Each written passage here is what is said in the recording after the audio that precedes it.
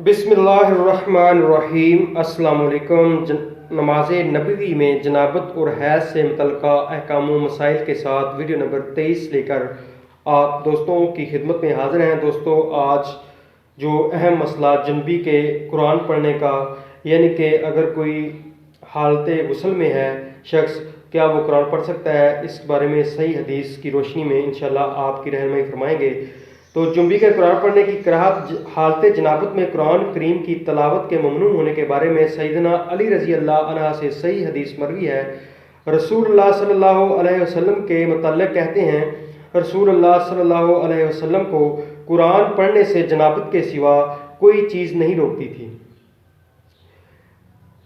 हाफिज़ इब्ने हजर ने फरमाया, हक ये है कि ये हदीस हसन की किस्म से है और दलील बनने के लायक है। इस हदीस से मालूम हुआ कि जुनबी के लिए कुरान पढ़ना जायज़ नहीं, चूँकि जनाबत अमूमन एक अख्तियारी हालत है जिसका अजाला भी इख्तियारी है, यानी गुस्ल करके या किसी वजह से गुस्ल ना कर सकने की सूरत में तयम्मुम करके इंसान इस हालत को दूर कर सकता है। लिहाजा जुनबी शख्स के लिए कुरान करीम की तलावत जायज़ नहीं है। सैयदना अली रज़ी अल्लाह अन्हा से मौक़ूफ़न भी अहसन सनद के साथ ये रवायत आई है कि कुरान मजीद इस वक्त तक पढ़ो जब तक जुनबी ना हो जाओ, और अगर जनाबत लाहिक हो जाए तो फिर एक हरफ भी ना पढ़ो।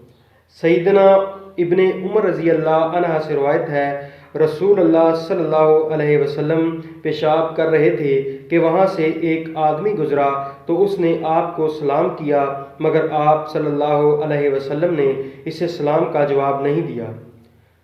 जब हद असगर की हालत में सलाम का जवाब देना मकरूह हुआ तो जुनबी का कुरान की तलावत करना वलौला मकरूह हुआ। अलबत्ता बाकी अज़गार की बाबत इमाम नववी फरमाते हैं, जुनबी के लिए तस्बीह, तमहीद, तकबीर और दीगर दुआएं और अज़कार बला जुमा जायज़ हैं।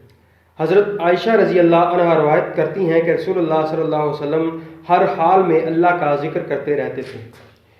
इसी मौजू पर जो औरत के बारे में है कि औरत अगर हायज़ा हो तो उसे कुरान पाक की तिलावत करनी चाहिए या नहीं करनी चाहिए, इस बारे में जो हदीस हैं वो आप दोस्तों की खिदमत में पेश करते हैं।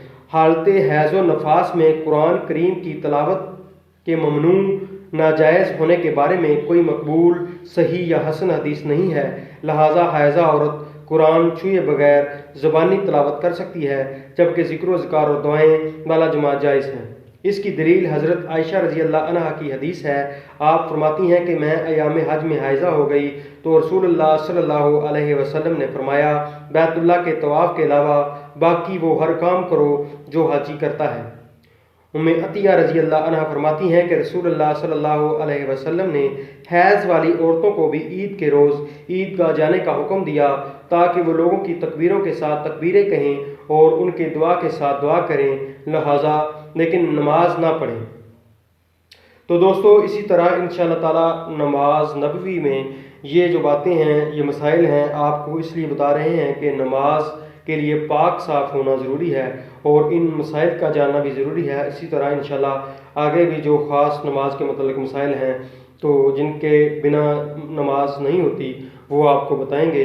तो हमारे चैनल को ज़रूर सब्सक्राइब करें और इस वीडियो को दोस्तों के साथ शेयर करें ताकि आप इस साले सवाब के काम में शामिल हो सकें और दूसरे लोगों को भी इसका इल्म हो सके। तो आपकी मोहब्बत का शुक्रिया। जज़ाकल्लाह।